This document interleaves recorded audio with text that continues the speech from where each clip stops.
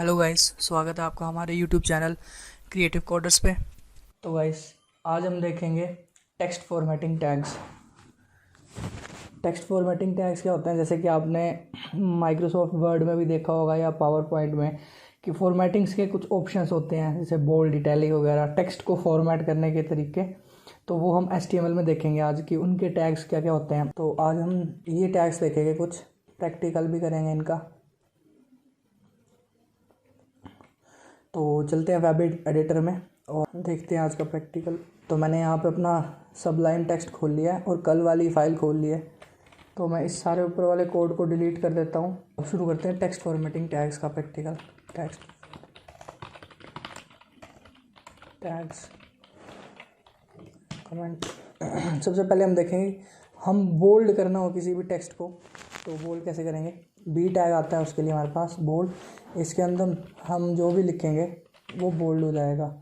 तो देखते हैं इसकी आउटपुट। देखिए गाइस, ये थोड़ा बोल्ड हो गया है। और हाँ, एक और चीज़ मैं आपको बता देता हूँ कि हम टैग्स के अंदर भी टैग यूज़ कर सकते हैं। जैसे मान लो कि हमें एक पैराग्राफ है, उसमें मैंने किसी एक पर्टिकुलर वर्ड को बोल्ड करना है, तो उस वर्ड को हम बोल्ड टैग के अंदर लिख लेंगे ऐसे करके, तो वो वर्ड हमें बोल्ड दिखेगा। ये देखो, जैसे यहाँ पे ये वर्ड बोल्ड दिख रहा है। तो ये हो गया हमारा बोल्ड टैग। अब हम देखते हैं इटैलिक टैग। किसी भी वर्ड को इटैलिक करना हो तो उसके लिए हम लिखते हैं आई टैग, और आई टैग बंद भी कर देंगे। आई टैग में हम जो भी लिखेंगे वो बन जाएगा हमारा इटैलिक। ये देखिए, ये इटैलिक हो गया। मैं थोड़ा सा जूम कर देता हूँ, ये इटैलिक हो गया है। अब हम देखते हैं underline tag. Underline simple you लिखना है हमें, और अंडरलाइन इसके अंदर हम कुछ भी लिखें जैसे, तो वो अंडरलाइन हो जाएगा गाइस। देखें, ये देखो, ये अंडरलाइन हो चुका है। अब देखो एक और चीज़ है, ये जो हमने टैग लगाया है ये हमने HTML एडिटर में तो नीचे लगाया है इटैलिक टैग के। तो कुछ लोग सोच रहे होंगे कि ये नीचे आना चाहिए था आउटपुट भी, लेकिन ऐसा होता नहीं है। हमें HTML में एक न्यू लाइन कैरेक्टर ऐड करने के लिए हमें एक टैग मिलता है, उसे कहते हैं ब्रेक टैग। तो वो भी देख लेते हैं, ब्रेक। तो उसको कैसे यूज़ करते हैं, उसके लिए हमें सिंपल बी लिखना है, BR लिखना है, सॉरी, सिंपल BR। तो मान लो हमें यहाँ पे गैप चाहिए आई के बाद, तो आई के बाद मैं एक इंसर्ट कर दूंगा BR टैग। और हाँ, BR टैग भी क्लोज नहीं होता है। जैसे HR टैग क्लोज नहीं होता है, BR टैग का भी कोई क्लोजिंग टैग नहीं होता है। तो बस हम BR लिख देंगे, तो देखो गाइस नीचे आ जाएगा ये। तो हम कितने भी BR लगा सकते हैं, 2 3 4, उतने ही एक न्यू लाइन कैरेक्टर्स ऐड हो जाएंगे। तो अभी फ़िलहाल मैं एक ही रखता हूँ। और मैं एक और आपको चीज़ बता देता हूँ कि HTML5 में बोल्ड करने के लिए और इटैलिक करने के लिए और अंडरलाइन करने के लिए हमारे पास इनके अलावा एक और 2 3 और टैग आते हैं। वो देखते हैं कौन कौन से हैं। तो बोल्ड के लिए सेम एज स्ट्रॉन्ग टैग होता है। अगर हमें किसी को बोल्ड करना है तो हम बी टैग भी लिख सकते हैं और स्ट्रॉन्ग भी लिख सकते हैं। तो ये देखो गाइस, ये भी बोल्ड आ गया है। इसके बाद एक ब्रेक लगा देता हूँ ताकि नीचे चला जाए। नीचे आ गया। इटैलिक के लिए आता है EM, एम्फेसाइज टैग। ये सेम इसके आउटपुट जो इटैलिक की तरह होती है उसको हम लिखते हैं EM, और ये भी इटैलिक आ जाएगा। देखो गाइस, ये इटैलिक आ चुका है। इसको भी मैं ब्रेक टैग लगा देता हूँ यहाँ पे, तो ये नीचे आ गया। ये इटैलिक की तरह ही आउटपुट देता है। सेम अंडरलाइन के लिए हमारे पास होता है इंसर्ट टैग। इंसर्ट, वो उसको हम लिखते हैं INS, और इसके अंदर हमें जो भी देना है वो डाल देंगे। ये अंडरलाइन कर देता है। ये देखो गाइस, इसने अंडरलाइन कर दिया है। इसके बाद मैं एक ब्रेक लगा देता हूँ नीचे लाने के लिए। ये सेम अंडरलाइन। अब आप सोचोगे कि इन दोनों में फ़र्क क्या है, जैसे बोल्ड और स्ट्रॉन्ग में फ़र्क क्या है, जबकि इनके आउटपुट सेम है। लेकिन तो बनाया क्यों गया इन्हें? अगर इनमें कोई फ़र्क नहीं है तो इन्हें बनाया क्यों गया? बोल्ड भी वही काम कर रहा है, स्ट्रॉन्ग भी वही काम कर रहा है, सेम एज इटैलिक भी वही काम कर रहा है, एम्फेसाइज भी वही काम कर रहा है, और अंडरलाइन भी वही काम कर रहा है, इंसर्ट भी वही काम कर रहा है। तो इन्हें बनाया क्यों गया है गाइस? एक डिफरेंस है जो कि हमें आउटपुट में तो नहीं दिखता है, लेकिन जब भी हम अपनी वेबसाइट को ऑनलाइन किसी सर्वर पे डालते हैं तो गूगल के सर्च इंजन्स जो होते हैं, सर्च रोबोट्स, वो स्क्रॉल करते हैं उस पर, गूगल के कुछ ऐसे एल्गोरिदम से वो हमारी साइट को पूरा चेक करते हैं कि इसने प्रॉपर एक वेबसाइट के स्टैंडर्ड को फॉलो किया हुआ है कि नहीं, तो वो हमारे HTML को रीड करते हैं। तो वहाँ पे इनमें बहुत बड़ा डिफरेंस होता है। उस पॉइंट ऑफ व्यू से देखें तो बोल्ड और स्ट्रॉन्ग में भी थोड़ा सा डिफरेंट है। तो उसके लिए होता है कि हम कोई अगर इम्पोर्टेंट लाइन लिख रहे हैं तो उसको स्ट्रॉन्ग में दें, तो उनको ये बताते हैं कि ये एक इम्पोर्टेंट टेक्स्ट है। और ऐसे ही इटैलिक और एम्फेसाइज में भी एक फ़र्क है। इटैलिक तो सेम बताता है कि ये इटैलिक है, इटैलिक नोटेशन है, लेकिन एम्फेसाइज ये बताता है कि ये एक टेक्स्ट जो एम्फेसाइज्ड है, मीन्स इसको थोड़ा सा एक्स्ट्रा रखना है सबसे।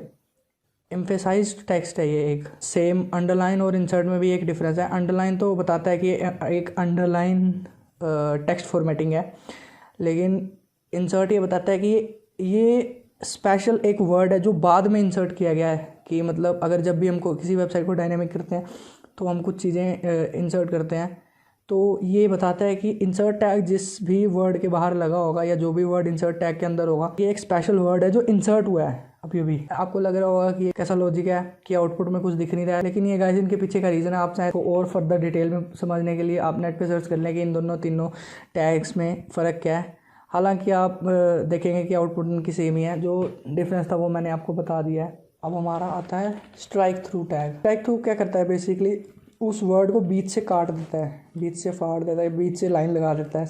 तो हम लिखेंगे स्ट्राइक और स्ट्राइक को बंद भी कर देंगे और इसके अंदर मैं कोई भी वर्ड लिख देता हूँ, हेलो। देखिए गाइस, इसने हेलो को बीच से काट दिया है, तो ये होता है स्ट्राइक। ये आपने जो भी IT बैकग्राउंड से यहाँ या नहीं भी हैं तो उन्होंने बेसिक कंप्यूटर नॉलेज में तो ये देखा ही होगा कि माइक्रोसॉफ्ट वर्ड में भी ये होते हैं, strike through, underline, italic, bold. अब स्ट्राइक जैसा ही एक और सेम टैग है, उसे कहते हैं डेल टैग। देखो जैसे मैं इसको भी लिखता हूँ तो इसके पहले मैं एक ब्रेक डाल देता हूँ।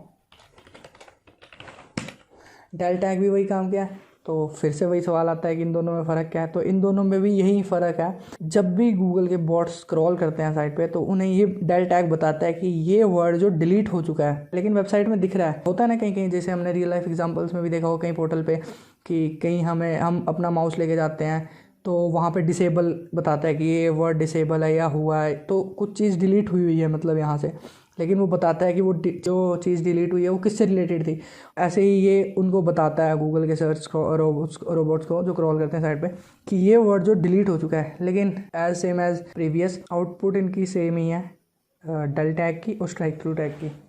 तो फिर हम आगे कंटिन्यू करते हैं। अब हम देखेंगे अपना स्मॉल टैग। मान लो कि एक पैराग्राफ है, उसका साइज़ थोड़ा सा बड़ा हुआ है, आपको उसमें एक पर्टिकुलर वर्ड को स्मॉल दिखाना है, थोड़ा सा छोटा करना है। तो मैं एक हेडिंग का एग्जांपल लेता हूँ, उसके अंदर मैंने ले लिया हेलो वर्ल्ड, हेलो लिखते हैं हम सिंपल, और मैं उसके नीचे ये एक स्मॉल टैग ले लेता हूँ जिसमें हमें दिखाना है वर्ल्ड। तो वर्ल्ड थोड़ा सा छोटा आ जाएगा, देखें ये देखो, हेलो जो है उसका एक साइज़ है, लेकिन वर्ल्ड जो है वो थोड़ा सा छोटा हो गया साइज़ से।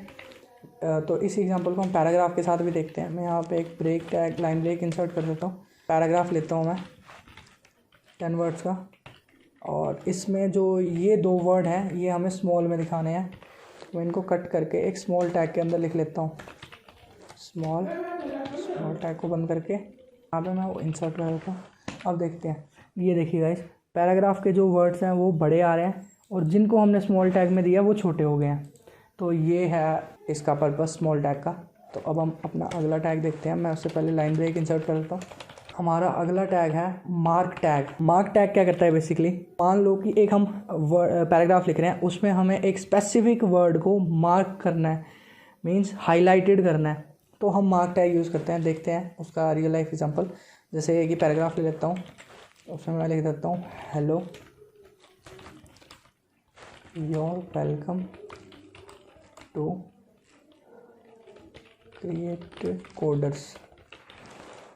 अब हम चाहते हैं कि क्रिएटिव कोडर्स जो है थोड़ा सा हाईलाइटेड होए ताकि अलग दिखे, अलग इंप्रेशन पड़े, तो उसको हम एक मार्क टैग में ले लेंगे, मार्क टैग, और उसको हम क्रिएटिव कोडर को मार्क टैग के अंदर इंसर्ट करते हैं। फिर से वही बात बताऊंगा गाइस कि जो टैग हमने पहले लगाया, इंसर्ट किया है, वो सबसे लास्ट में बंद होगा, और रिस्पेक्टिवली सारे के सारे टैग अपने लाइन ऑर्डर में ही बंद करना, वरना एरर आ सकता है या फिर उसके आगे वाले टैग काम करना बंद कर सकते हैं। तो इसमें खास ध्यान दें। इसलिए मैं कहता हूँ कि जो भी टैग आप पहले ओपन करें उसको उसी के साथ साथ क्लोज कर दें ताकि बाद में ऐसे कोई दिक्कत ना आए, टेंशन ना हो। तो देखते हैं आउटपुट। ये देखिए गाइस, इसने क्रिएटिव कोडर्स को हाईलाइटेड कर दिया है बैकग्राउंड येलो करके। अब देखेंगे हम सबस्क्रिप्ट टैग।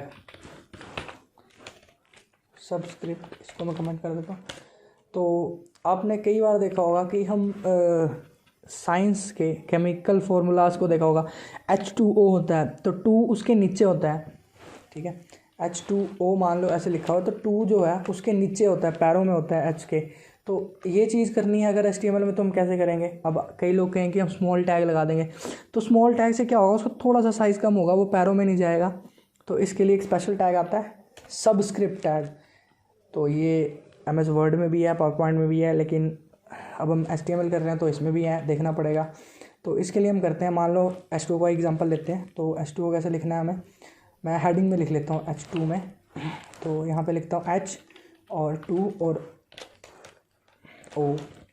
अब हमें 2 को उसके H के पैरों में देखना है, लगाना है। तो हम इससे पहले सब टैग लगाएंगे SUB और सब को बंद कर देंगे। तो सब के अंदर मैं 2 इंसर्ट कर दूँगा। ये रहा इसका आउटपुट, उसने 2 को उसके पैरों में इंसर्ट कर दिया है। ऐसे ही अगर मान लो 2 को ऊपर दिखाना है, जैसे होता है ना मैथ में किसी की पावर में कोई वर्ड होता है, कोई नंबर होता है, तो उसको कैसे दिखाना है। मान लो कि हमें लिखना है 10 की पावर 2, उसके लिए हमारे पास एक खास तरह का टैग होता है सुपरस्क्रिप्ट जिसे कहते हैं, और उसे लिखने का तरीका। तो यही एग्जांपल लेते हैं हम H2 में ही। मैं लिखता हूँ 10 की पावर हमें दिखानी है 3, तो 3 को मैं लूँगा सुप टैग में SUP सुपरस्क्रिप्ट के अंदर हम अपना इंसर्ट कर देंगे 3, 10 की पावर 3 को उसने पावर में नोटेशन में दिखा दिया है कि ये पावर में है, ऊपर कर दिया, उसे हल्का सा शिफ्ट कर दिया अपवर्ड। तो ये थे हमारे टेक्स्ट फॉर्मेटिंग टैग्स। एक टैग हमारा रह गया है नॉन ब्रेक स्पेस एंटिटी। ये बेसिकली कोई टैग नहीं है, ये एक HTML एंटिटी है। एंटिटी मीन्स कि ये एक ऐसा वर्ड है, इसका एक स्पेसिफिक मीनिंग होता है जो एक अपना पर्टिकुलर काम करता है। मान लो कि हमें स्पेस लगाना है एक पैराग्राफ में, तो पहले मैं पैराग्राफ लिखता हूँ। अब मान लो कि हमें इस डॉलर वर्ड के बाद में 3-4 स्पेस चाहिए। पहले हम इसके आउटपुट देखते हैं। तो इसकी आउटपुट कुछ ऐसी आ रही है, मैं थोड़ा सा जूम कर देता हूँ।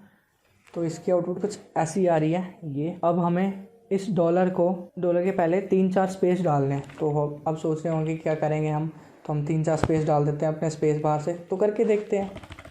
ये देखो मैंने अच्छे खासे स्पेस डाल दिया है, लेकिन फिर भी कोई असर नहीं हुआ इसमें। ये देखिए गाइस, कोई असर नहीं हुआ, डॉलर के पहले एक ही स्पेस था। तो ये हुआ क्यों।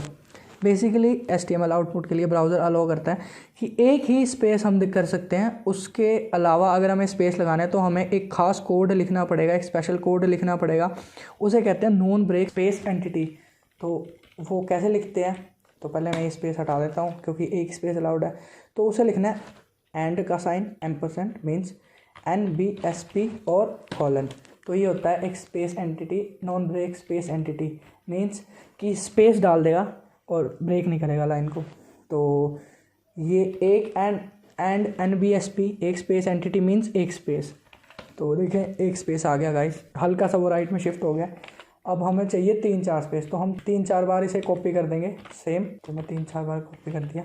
अब देखें गाइस, तो 4 स्पेस आगे होंगे। ये देखिए एक 4 स्पेस के बराबर स्पेस हमारे पास आ चुका है। तो इसे कहते हैं नॉन ब्रेक स्पेस एंटिटी। तो ये हो गए हमारे कुछ टेक्स्ट फॉर्मेटिंग टैग्स बेसिक से। कल हम देखेंगे फ़ॉन्ट टैग की, कैसे कलर सेट कर सकते हैं, कैसे हम साइज़ सेट कर सकते हैं किसी भी टेक्स्ट का, कैसे हम उसकी फ़ॉन्ट फेस यानी फ़ॉन्ट फैमिली को चेंज कर सकते हैं, वो देखेंगे कल। सो गाइस, होप सो कि आपको सब समझ में आ गया होगा। कोई भी डाउट हो तो कमेंट सेक्शन में पूछ लें।